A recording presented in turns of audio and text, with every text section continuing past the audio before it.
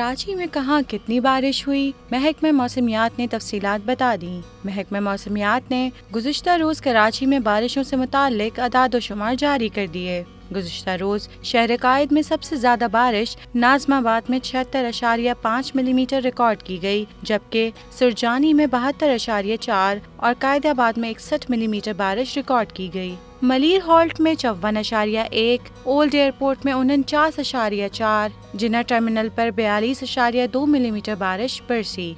Orangi town में 42, PAF Faisal base पर 37 और गुलशन हदीद में 35 मिलीमीटर बारिश रिकॉर्ड की गई। महकमा मौसमियात के मुताबिक गुलशन हदीद में 35 और नॉर्थ कराची में बादलों के बरसने की मिकदार 34 मिलीमीटर रिकॉर्ड की गई।